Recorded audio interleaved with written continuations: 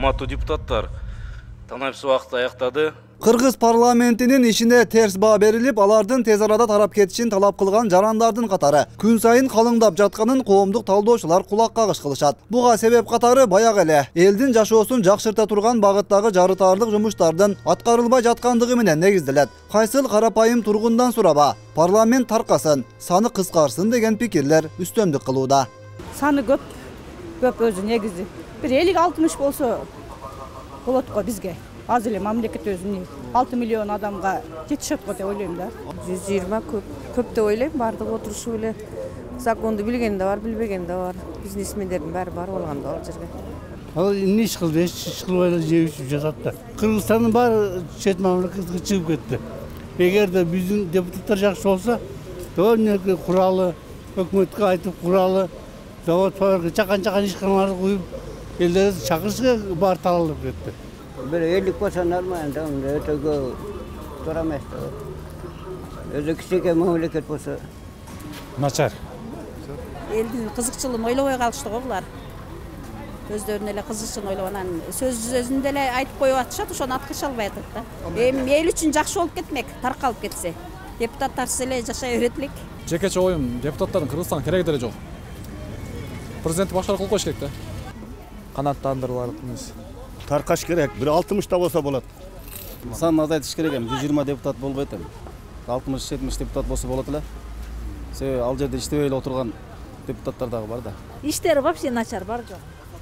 Жогорку кеңеш ишиге отрицательный берем. Шайлоо убагында келет дагы, мен шайлагыла, мен кылып ийем, башка кылып ийем, неме кылып ийем, башка кылып ийем.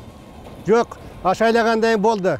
Сен мунтат, башка мунтат, өзүнүн только кабинетине кирип чыкмай эле ушул эле. Айлыгын алмай, жүрмөй ушул. Андай депутаттардын бизге кереги эле жок. Эл менен иштеген депутаттар керек бизге.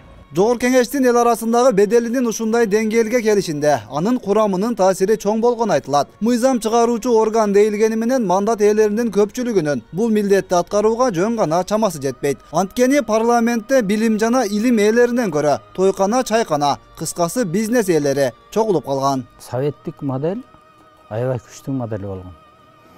Ошо көп депутаттын ичинен бир канчасы атайын закон, мыйзам чыгаруу окуусун окуп келгендер болгон. Диплому ошол багытта болгон. Тилекке каршы биздин депутаттардын арасында андай бирөө дагы жок. Атайын ушул закон чыгаруу деген адистикти бүтүп келген бирөө дагы жок.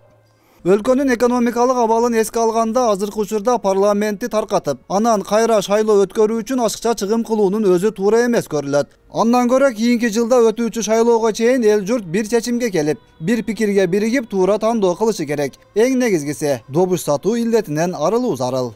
Кийинки шайлоодо бир эле ошол ким кайсы катмардан келет эмес, мына партиялык система туура келеби, келбейби деген да чечип алыш керек. Анткени партиялык системадан көп ошондой нерселер кирип кетип атат. Же партиялык системаны өркүндөтүш керек, жандан баш тартыш керек. Парламенттин абалына жараша өкмөт түзүлгөнүн эске алгандар депутаттардан мурда азыркы өкмөт башчыны, министрлер кабинетин бүт баарын кызматтан кетириш керек деп турушат. Анан кызматка келе тургандардын катарына мурдагыларын такыр аралаштырбоо зарылдыгы кошумчаланат. Мына 1 жылга толду. Ошол биздин өкмөт башы иштегенине. Мына министрлердин иштегенин карабайсызбы? Бардык жерде коррупция. Бардык министрликте коррупция. Бир жолу премьер болуп кеткен адамды кайтап келүүнүн кереги жок менимче. Кереги жок. Ал мурда азыраак жесе эми көбүрөөк жейт. Бирок бул пикирлер менен азырынча эсептешкен эч ким жок. Эл үнүн угабыз деген эл өкүлдөрүнүн ичинен да парламентти таркатуу демилгесин көтөрүп чыккандары байкалбайт. Кээ бир аймактарда парламентти таркатуу жана алардын санын кыскартууга байланыштуу кол чогултуулар жүрүп жатканы кабарланат. Өткүрбек Рахманов, Замирбек Тойчубаев, 7 канал.